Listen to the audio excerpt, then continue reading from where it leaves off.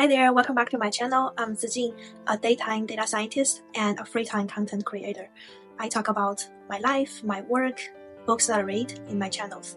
Speaking of the book, it's been a while since my last monthly book recommendations that I think I might need to change the name into quarterly book recommendations instead. So today I'm actually thrilled to introduce a memoir that I have recently read that deeply resonates with me. It's The Words I See by Dr. Feifei Li. As a pioneer in artificial intelligence, Dr. Li kickstarted the big data era and brought AI and computer vision into the front stage and to the next level through imageNet. Starting with her congressional hearing experience in Washington, D.C., where she testified before the House Committee of Science, Space, and Technology about the rising concerns of artificial intelligence in 2018. Dr. Li reflects on the journey that has brought her to the forefront of AI advancement. She shared her evolution from a physics-obsessed child in China to an AI pioneer advocating its responsible use. She opens up about her family's struggles after immigrating to the US, where they have faced significant hardship from middle-class stability to poverty while caring for her mother's house. These obstacles often tested her resolve in pursuing her dream in academia.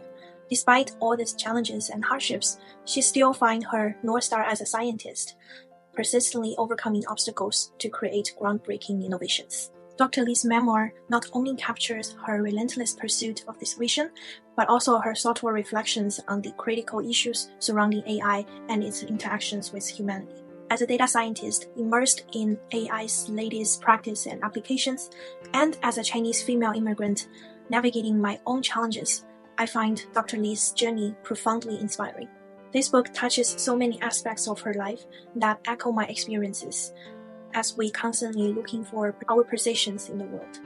And I can't wait to share and dive more details with you. Specifically, I will talk about 3 of these aspects: being a scientist in AI, being a Chinese immigrant to the US, and being a woman in the tech field. So let's dive right in and explore the captivating story of Dr. Feifei Li's The Words I See. Throughout the book, Dr. Li's passion for science is palpable. She was raised by atypical Asian parents who not only supported her unconditionally, but also inspired her with their own curiosity and aspirations towards the world. Dr. Li recalled an incident that happened during her school year in China, where her teacher was worried about her extensive interest in reading science magazines and Western literatures might affect her school performance. However, her mom firmly supported her interest, arguing against a notion of sidelining one's interest for the sake of discipline, a stance that profoundly influenced Dr. Li's path to science. After immigrating to the US, Dr. Li fully embraced her interest in science. She was constantly challenged and encouraged by her high school math teacher, who also became her first American friend and a lifelong mentor. After graduating from high school, she got accepted from Princeton and got introduced to computer science. She spent a summer in Berkeley's lab exploring visual neurons that has set the foundation for her future work. Then at graduate school, among so many choices that she had, she chose Caltech and surrounded herself with so many intelligence. All her scientific trainings and all the role models that she found along her scientific path has helped her finding the North Star, which is teaching machines to understand human world visually, what now we call computer vision. The book is mostly focusing on the creation of imageNet. imageNet is a large dataset that is designed to help artificial intelligence with visual recognition. It contains millions of annotated images that is based on a hierarchy from WordNet. Combining with deep learning algorithms, it has significantly advanced AI applications ranging from social media, photo tagging to autonomous driving systems. Like any fundamental breakthrough, creating imageNet and establishing its credibility was never an easy journey. Dr. Li demonstrated her excellent skills in storytelling by detailing the development of imageNet. She describes how she was inspired to enhance AI capabilities through gathering more data rather than just focusing on improving the algorithms, which kickstarted the big data era. Dr. Li explored various methods to accumulate immense amount of high-quality annotated image data following a specific hierarchy. In essence, she finally realized that hiring undergrads from Princeton was much more costly and less efficiently than crowdsourcing globally. Even after the database was well established, it only became popular and gained its credibility in performance after it's combined with neural network algorithms like CNN. Reading Chapter 7 about the development phases of imageNet, you got keen to reading a thriller. Even though we might already know the outcome of the thriller, the path towards the outcome is still very captivating and intriguing with a lot of twists and turns. As a data scientist myself, I recognize how fast-paced this world is. What's popular this year may not be next year's buzzwords anymore.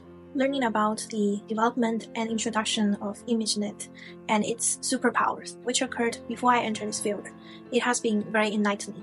It's a wonderful way to appreciate and honor the scientists dedicating in advancing the field. Scientific breakthroughs may seem to happen overnight to the public. For example, all of a sudden everyone is talking about ChatGPT. However, bringing such innovations to the forefront of the public and making a difference actually requires efforts from generations of dedicated scientists. Before I decided to get a PhD in economics, I had a chat with a PhD to get some advice, and what he said about the progress of scientific breakthroughs still linger around my head. Science can be envisioned as a small circle that expands into a larger one through these breakthroughs. Each scientist might only push one point of the circle outward, and even this one point of circle outward might take their entire lifetime. Eventually, with collective push of many generations, the circle grows larger and larger. We can see this clearly in the development of imageNet and the use of neural network algorithms. Initially, these complex algorithms were only used in digit recognition, but failed to establish credibility for other applications until it was combined with imageNet. Dr. Li has also shared detailed insights into how she switched her research focus to human-centered artificial intelligence and how she founded the nonprofit AI for All. Starting her career during the so-called AI winter, Dr. Li had witnessed the numerous challenges of teaching machine about intelligence. It wasn't until the launch of imageNet and its innovative applications that AI began to captivate the world, leading to a development in applications like facial recognition, tumor detections, self-driving cars, etc. While the capability of AI were widely embraced, concerns about fairness, security, privacy, and the potential for AI to perpetuate bias and undermine data security also gained public attention. Ultimately, how much can we trust AI? And how much privacy am I willing to sacrifice for AI applications? And am I even aware of the data leakage by AI? Moreover, AI has seemed to become the privilege to the wealthy, with well-funded tech companies leading the advancement of this field just because they have the ability to invest in computing power and talents. Dr. Li demonstrated that by reflecting on her brief tenure as the chief scientist of AI at Google Cloud, where she observed her team is mostly composed of PhDs from top universities. You can even see this from the snack options offered in the office. She wrote, "The break rooms will start with more snacks, beverage, and professional-grade espresso hardware than anything I had ever seen at Stanford or Princeton." Rather than only enjoying being the forefront of AI development, Dr. Li has consistently focusing on the responsible use of AI and reflecting on the relationship between AI and human. Will AI eventually replace human? This concern draws more attention, especially with the introduction of the widely used ChatGPT. Just as this picture says, our intention to create AI might be AI can help me with the repetitive work like laundries and house chores, so I have more time to do creative works. But in fact, what we're seeing right now is the opposite, that AI is doing our creative work, like what ChatGPT can do, and I might be replaced by it and stuck with house chores. Dr. Li has always believed that AI should be enhancing human capability, not to compete with them. This belief has guided her efforts in promoting the responsible use of AI. Constantly dealing with her mom's health condition, Dr. Li has been working on AI applications in hospital settings. One of the projects she has worked on involves with building an application that monitors whether nurses has been washing their hands correctly before their medical procedures or before they make any contact with a patient. Regarding this project, she wrote, "I had learned a lot since this project began, lessons that unfolded slowly and often painfully. I'd come to see my mother struggle with her health in a different light and develop a new kind of empathy for the caregivers we had relied on for so many years. I'd been horrified by the scope of human vulnerability in hospitals and inspired by the chance to do something about it. But the deepest lesson I had learned was the primacy of human dignity, a variable no dataset can account for and no algorithm can optimize. That old familiar messiness reaching out to me from behind the weathered lines and weary eyes of the person I knew best and cared for the most. So this is all for this chapter talking about AI and being a scientist. But lastly, I wanted to conclude with what Dr. Li wrote and her reflections on North Star, which is really inspiring, and you can see we only reach higher scientific breakthrough because of those dedicated scientists. I wonder, in fact, if the true value of the North Star as a metaphor wasn't just its ability to guide, but the fact that its distance remains perpetually infinite. It can be pursued until the point of exhaustion, the object of a lifetime's obsession, but never be reached. It's a symbol of the scientist's most distinctive trait, a curiosity so relentless that it repels satisfaction, like opposing magnets forever. A star in the night, a mirage in the distance, a road without end. This, I realized, was what AI was becoming for me. imageNet was a turning point, and one certainly worth celebrating, but it wasn't the end of the journey. If anything, it was the start of an even grander one. And beyond that, I was now certain more awaited than could fit in a career and even a life. I have talked a lot about Dr. Li's professional work, but what resonates with me even more are her personal experiences. As a Chinese immigrant myself, trying to find my place in the US, I deeply relate to many of the struggles she described about fitting in. Li shared an incident that happened in her ESL class. One of her classmates got beaten up at school because he accidentally made the slightest bit of physical contact with an American student. In the book, she wrote, "The reaction was merciless and immediate. The ESL boy was dragged through the exit and pushed to the floor of the hallway in a split second of fury, the flow of students instinctively forming and clearing around the commotion. Then, in yet another blur, I noticed the single aggressor had somehow multiplied. Two boys were now shouting insults while kicking him relentlessly. Their target crawled up, desperately trying to protect his head as blood pouring from his nose and smeared across the floor." Witnessing this event, Dr. Li said, "I wanted to say something, even if it was nothing more than a single word plea for the violence to stop, but I noticed something strange. In the confusion of the moment, I didn't know which language to use." And after the event, she wrote, "We didn't see our friend for weeks after the beating. When he finally returned, after what must have been an especially lonely convalescence recovering from a broken nose and concussion, it was immediately clear that the boy we knew was gone. The cheer and humor that had defined him, apparent even through his broken English, had been replaced by a spirit so withdrawn he might as well have been a different person. As brutal as the assault has been in the moment, the pain, the humiliation, the sheer bodily violation of it all, it was this transformation that felt most dehumanizing, the theft of something in it. Violence might be a very unfortunate but less likely event that can happen to the immigrants. Throughout the book, we see many common struggles that immigrants share, as leaving one's home country and starting a new life on the other side of the planet is never easy. Immigrating is different from studying abroad. It is a permanent decision to leave behind all the memories and established foundations and start from scratch. For Dr. Li and her parents, this meant transitioning from a middle-class lifestyle to poverty, living in a one-bedroom apartment for a family of 3, mastering a new language, and assimilating to a culture, whether they like it or not. They are forced to work on labor-intensive professions, regardless of their previous status back home. The challenges of adapting to a new culture is profound, especially at a young age. A lot of times, Dr. Li considered about giving up science and switch to majors like finance or medicine, which at that time might offer quicker financial stability. She was always forced to consider and making decisions between stay in academia and pursue her dream as a scientist, or leave academia and start a job in the industry, which would ease the financial burden that her and her families were facing. Even though Dr. Li didn't make the decision herself to immigrate to the US, her parents were actually the one made the decision based on their aspirations. This decision has ultimately reshaped her life and provided her the opportunity to thrive.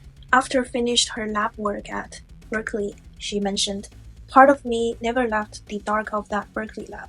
The otherworldly sounds of its loudspeaker would roar on in my memory, each hiss and crackle hinting at a language science was just beginning to unravel.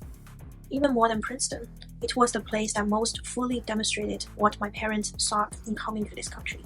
The freedom to recognize a passion and to live it without compromise. Whatever my future held, this moment in the lab, our hearts pounding as we listened, were all the proof I needed to know they had made the right decision.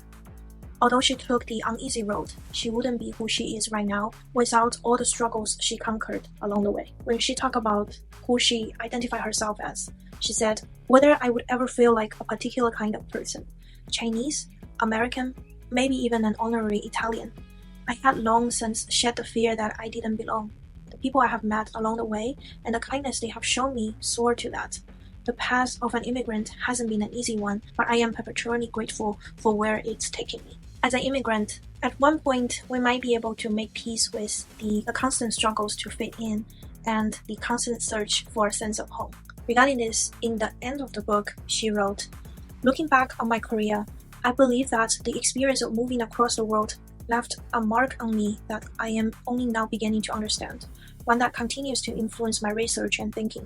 It brings to mind the tensions that propelled my mother, the daughter of a politically disenfranchised Kuomintang family. We gambled so much and journeyed so far, now, astonishingly, living out her twilight years in a Palo Alto backyard. The life of a scientist, like the life of an immigrant, the life of an adventurer, is one in which home is never a clear concept.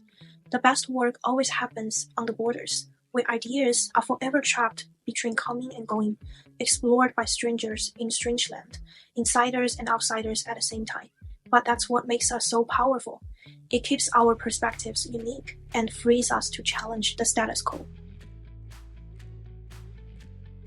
May we all find our home, no matter where we are in the world physically. Another aspect of Dr. Li's experience that deeply resonates with me is her being a woman, especially in the male-dominated STEM field. Dr. Li recounts how, in China, her ability to excel in math and science was simply underestimated just because she's a woman. At the last year of her elementary school, she overheard her teacher told all boys in her class after she dismissed all girls. Her teacher said this, I asked the girls to leave because the time has come to tell you that your performance as a group is unacceptable. As boys, you are biologically smarter than girls. Math and science are fundamental parts of that, and there is just no excuse for your average exam scores to be lower than theirs. I'm deeply disappointed in you all today.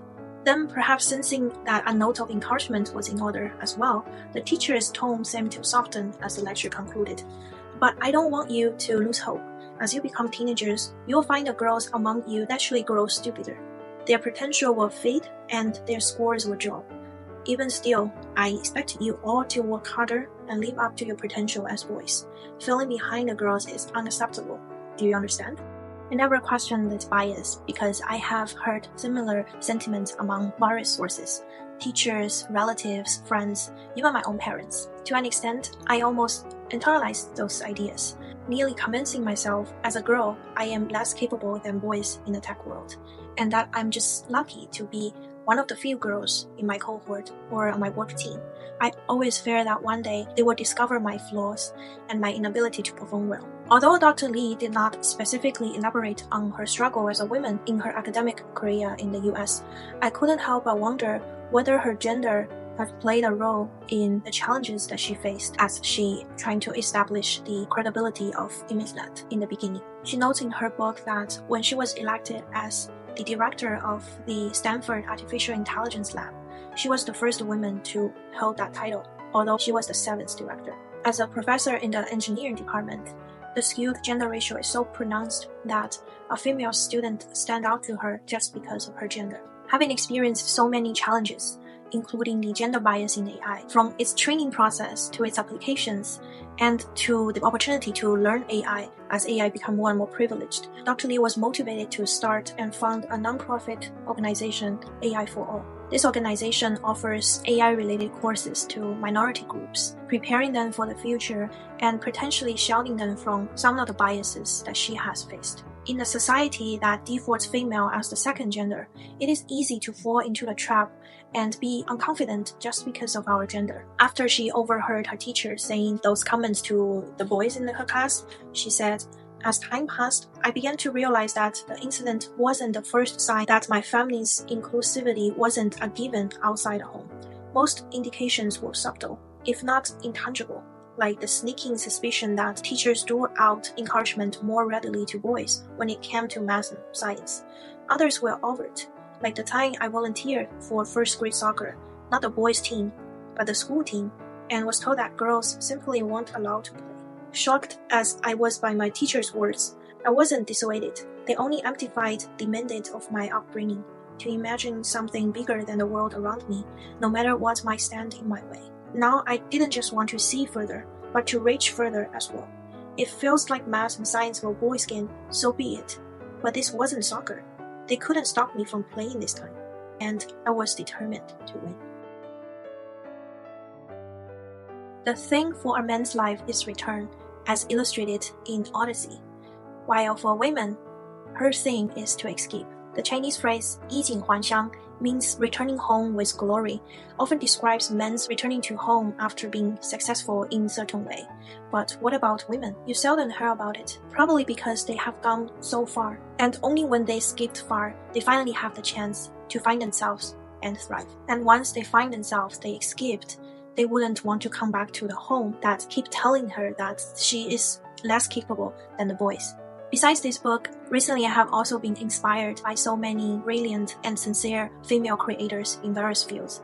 They can be directors, singers, writers, and etc. Despite the different formats of their creations, I have spotted some common traits from their creations. They consistently dig deep in themselves for inspirations, drawing on their own life experiences, relationships, and reflections on connections they have with the world. The moments that touched me the most were when the creators expose their deepest feelings. Some of those feelings are very vulnerable and even perceived as ugly. However, these creations always empowers the audience with unfathomable force. It is true that we can be very vulnerable and be regarded as the second sex, burdened with invisible chains that the society imposed on us. I hope, my fellow women, that one day you will recognize these ridiculous chains, these absurd constraints that was imposed on us, and find the courage to break free from them. Lastly, let me conclude with a speech made by Michelle Obama. Yes, every other moment I feel self-doubt. The society intentionally does that to women and girls. It starts at a very early age. We question our values, we question how we look. There are people with power who want us to stay small. They want us to stay doubtful, and so our culture reinforces that. So the one thing I want young girls to understand is that those feelings are real. They are not crazy, they are indoctrinated in us all. We carry them around with us, our early lives. We are constantly battling away those negative messages of being not enough. This is such a long video. It almost took me over a month to prepare, to write the script, to shoot the video and editing, and finally present it to you. I wanted to, rather than rushing through to meet my video posting schedule, I wanted to take it slow this time and dig deeper to this captivating story, The Words I See by Dr. Feifei Li. And I really enjoyed it by writing it out, finding out quotes from the book that resonate with me. And you can see I have like so many tags whenever I'm reading something that really touched me in different ways. That's why I have different colors. And I really like sharing it with you. It's a process of organizing my thoughts and categorizing those feelings and let it impact me. I hope I can share this impact to all of your audience as well. And if you have time, please take a look at this book. It's really, really good. So if you're enjoying this video, please leave a thumbs up or leave a comment on what other books that you want to read with me in the future. So until next time, stay curious, stay bold. See you soon. Bye.